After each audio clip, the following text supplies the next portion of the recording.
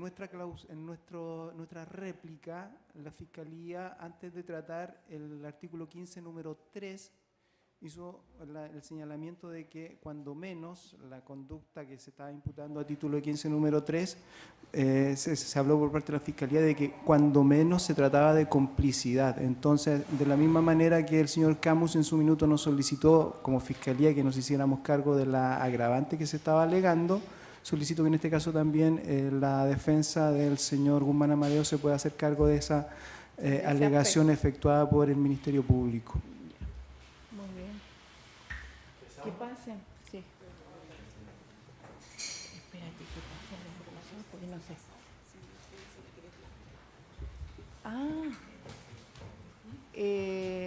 ¿Algún inconveniente respecto a lo solicitado?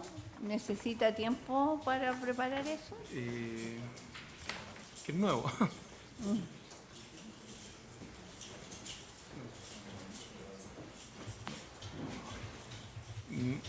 Tengo no sé, hay una dificultad fáctica que tiene que ver si efectivamente la Fiscalía hizo ese planteamiento.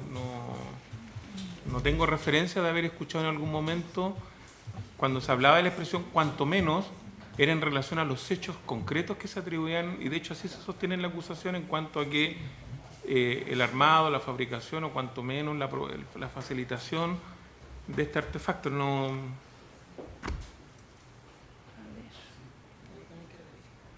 Vamos a verificar Sí, eso. por favor, señoría. Sí, no hay inconveniente, su señoría.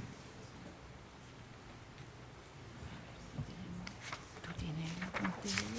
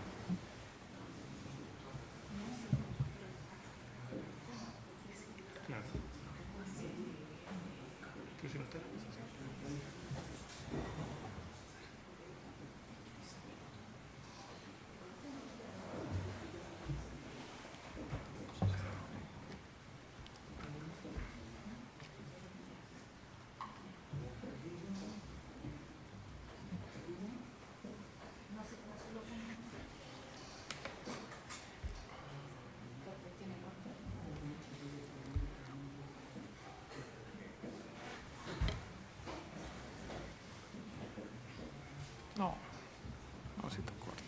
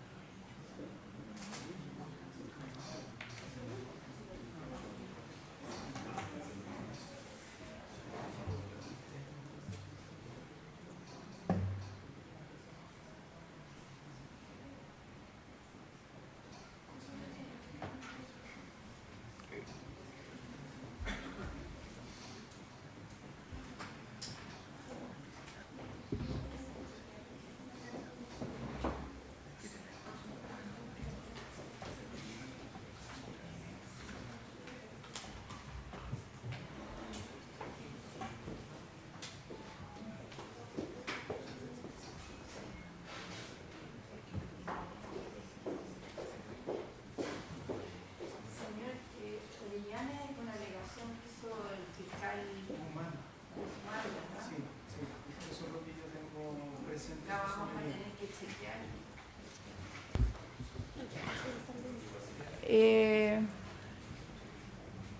Salvo que dejemos... Señoría, pero ¿cuál el sentido de la petición de la Fiscalía? No... Es que hizo una... A ver, señor Orellana, Sí, para no. que reitere. Es que, conforme lo que señalé su señoría, el sentido es simplemente dejar cubierta todo tipo de alegación jurídica que hayan efectuado las partes para evitar posteriormente algún tipo de alegación sobre la omisión de referencia a ella en el resto de las alegaciones verbales de los intervinientes. Es simplemente ese el sentido, y en base a lo que yo, lamentablemente no tengo el texto transcrito, su señoría, pero según lo que yo tengo presente y en base también o sea, no tengo la transcripción de lo que efectivamente se señaló, pero en base a lo que recuerdo sí hubo una alusión respecto a ese punto y por eso lo señalé y por eso es que lo estoy requiriendo.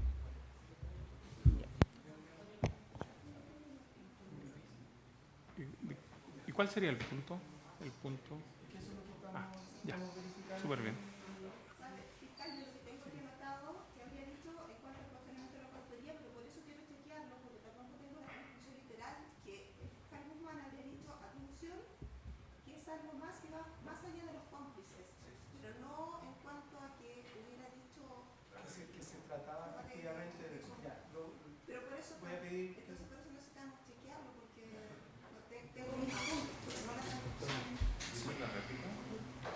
Si me da un par de minutos, su señoría, porque logramos acceder al video que está en YouTube y lo estamos escuchando para verificar si hubo alguna alusión adicional o no. Porque de ser así, evidentemente retiro mi petición. Sí.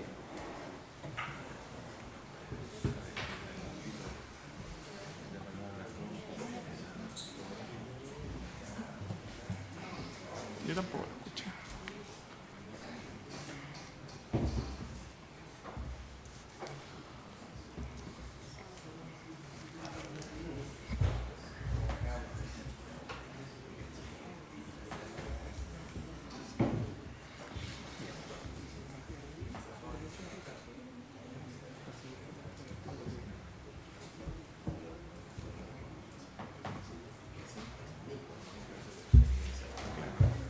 Infracción.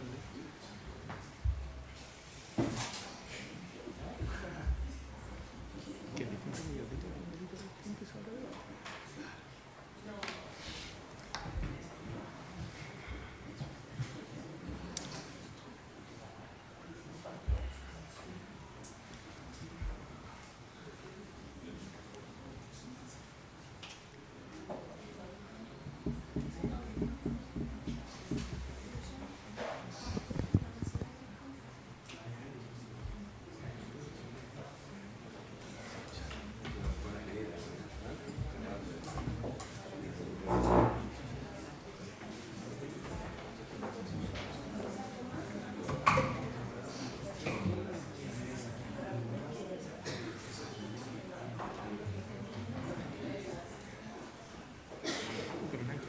algo más?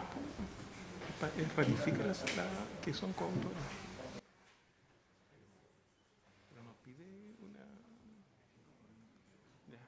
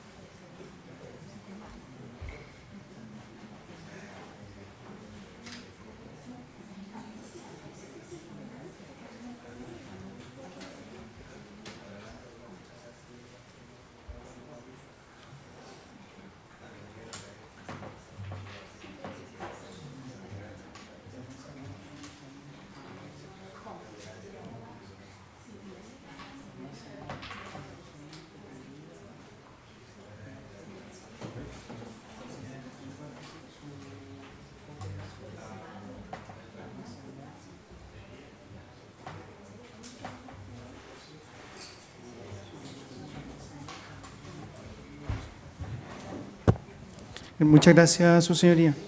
Voy a... He escuchado el audio, su señoría, en la parte pertinente. Lo que se dijo fue literalmente que su participación va más allá a la usualmente atribuida a los cómplices. Eso es lo que señaló el fiscal Guzmán sobre el punto, de manera que voy a retirar en definitiva mi petición. A menos, evidentemente, que el tribunal lo estimare necesario. En relación también a los daños,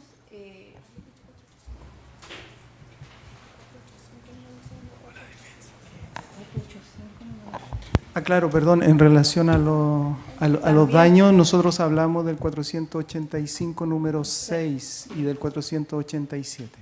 sí, también en relación a eso. En relación a la solicitud que se me ha planteado por parte del tribunal que me pronuncie sobre la petición de la Fiscalía en torno a una recalificación alternativa a la sostenida por esta defensa, no deja de llamar la atención esta petición, toda vez que entendemos que se estaría afectando el principio de congruencia, toda vez que las solicitudes de recalificación de la Fiscalía están contenidas en la acusación. Se establecen en la acusación los hechos y la calificación jurídica de los mismos, que debe ser concordante, coincidente con la calificación en cuanto a los hechos y la calificación de los mismos sostenida en la formalización. Por cuanto, en virtud de este principio, la defensa tendría claridad sobre respecto de aquello que se tiene que defender. La defensa podría, en base a una claridad sobre las calificaciones jurídicas de los hechos, trabajar su teoría del caso, trabajar prueba en relación a esta teoría del caso, que es distinto a que cuando una defensa, en sus planteamientos y en su propia teoría del caso, señale que los hechos que se contienen en una acusación, en su apreciación jurídica, son diversos, o la apreciación jurídica es diversa de aquella que sostiene el Ministerio Público. Y generaría un problema, una brecha en cuanto a los derechos que tiene este defensor para hacerse cargo de esta nueva argumentación que surge al calor de un debate, de una solicitud de estas defensas de recalificación al cual el tribunal abrió debate sobre el mismo. Y el conocimiento no solo de los hechos, sino que de las calificaciones jurídicas que sostiene el ente persecutor, es una garantía que reconocida no solamente en el Código Procesal Penal, sino que con rango constitucional por cuanto está en los instrumentos internacionales de derechos humanos. Eso como reflexión general, sin perjuicio de que como el tribunal ha hecho un llamado a que me pronuncie sobre este tema, lo voy a hacer como se ha pedido. El artículo 10, como efectivamente se ha planteado acá, contempla un delito en el cual establece o se consagra un conjunto de verbos rectores y un objeto de este delito. En cuanto a la conducta punible, a juicio de el ente persecutor, serían dos: fabricación y armado. ¿Fabricación y armado de qué? De un artefacto explosivo, se entiende. Y hay un problema porque, a juicio de, dada la naturaleza del elemento, de lo sostenido en la acusación, fabricación o armado, cuando veo la expresión fabricación, se entiende que me estoy refiriendo a la fabricación de las partes o piezas mismas que componen un artefacto explosivo y al armado de piezas ya previamente existentes. No podría ser la fabricación, toda vez que, como ya latamente han expuesto todos los peritos expertos en esta materia del GOBE, este artefacto se construye con elementos ya disponibles en la vida, en la comunidad, reloj, cinta. Ninguno de estos elementos se fabrica, por lo menos en cuanto a los hechos que se sostienen en la acusación, que es el reloj y que es la cinta. Nos queda armado, pero se soslaya el objeto de este artículo. No olvidar que este artículo fue modificado recientemente. El que rige es aquel vigente al momento de ocurrir los hechos. Sería el armado de algunos de los explosivos o de otros elementos respecto a los cuales se hace alusión, estarían en el artículo 2, letra D. Pero de la lectura claramente habla de que se requiere una autorización. Se requiere una autorización. Y esta falencia en esta técnica legislativa de describir la conducta prohibida fue subsanada por la reforma del 2015 en torno a precisar que se refiere a explosivos o elementos de uso minero, industrial o de uso legítimo para el cual se requiere una autorización. Mal podría establecerse o contemplarse que un artefacto explosivo improvisado, construido con piezas que se encuentran ahí a fácil disposición de cualquier persona, es de aquellos objetos que regula esta norma. Y si realizamos una interpretación de carácter teleológico, entendiendo el fin de la norma, y si uno lee todos los párrafos de este artículo, guarda sentido que diga la palabra autorización.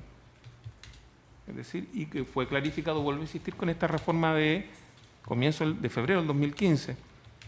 Toda vez que lo que prohíbe, lo que busca sancionar es el transporte, la comercialización por vías fuera de las autorizadas de explosivos de esta naturaleza, de aquellos usados, de elementos, de partes cuya única finalidad es la de ser ensambladas para construir un artefacto explosivo de esta naturaleza, minero, industrial o de otro fin legítimo.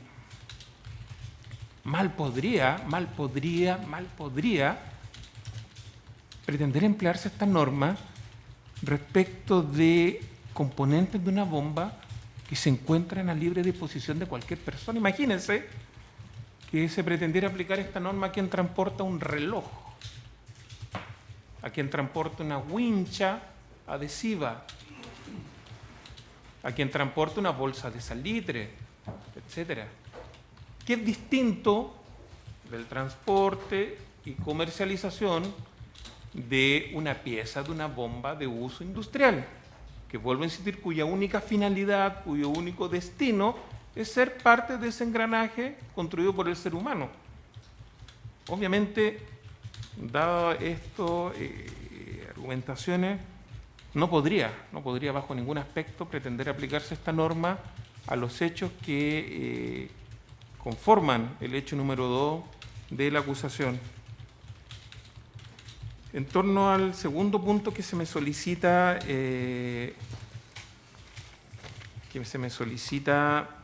un pronunciamiento que tiene que ver con la naturaleza de los daños los daños que se atribuirían o que esta defensor señala que configurarían efectivamente los hechos del proceso y respecto al cual, como es un debate jurídico, voy a repetir en relación a esto los mismos argumentos que me sirven para sostener que la ausencia del elemento dolo en relación a este hecho, toda vez que mi representado no fue de aquellos, por lo menos que se sostiene la acusación, acusados de haber colocado él mismo en el lugar que en definitiva se puso.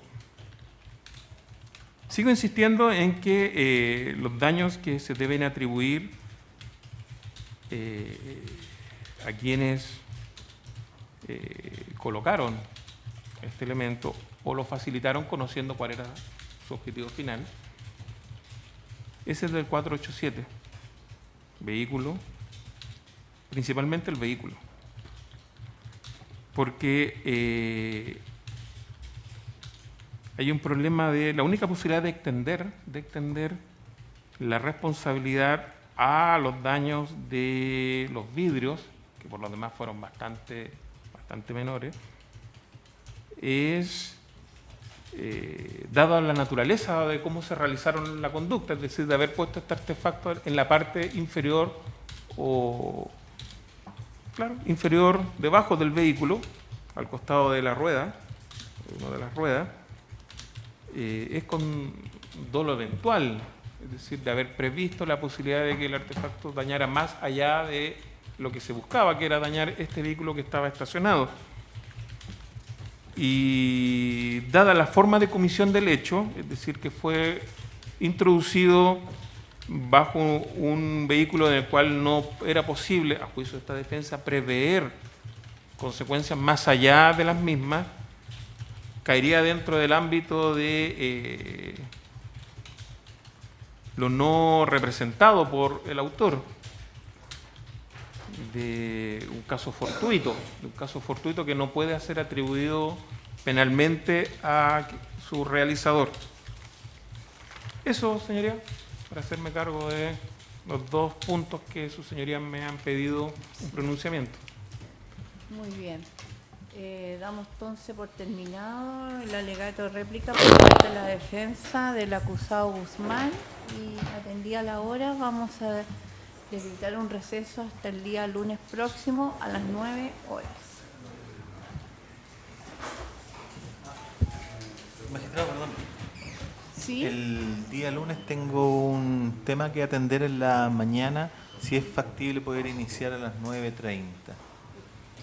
¿Algún inconveniente por los demás intervinientes para empezar a las 9:30 el lunes próximo? Ya. Muy bien. Entonces, la hora de inicio de la próxima audiencia del lunes será a las 9:30 hora, atendida a las razones expuestas por el defensor, señor Gómez. Muchas gracias.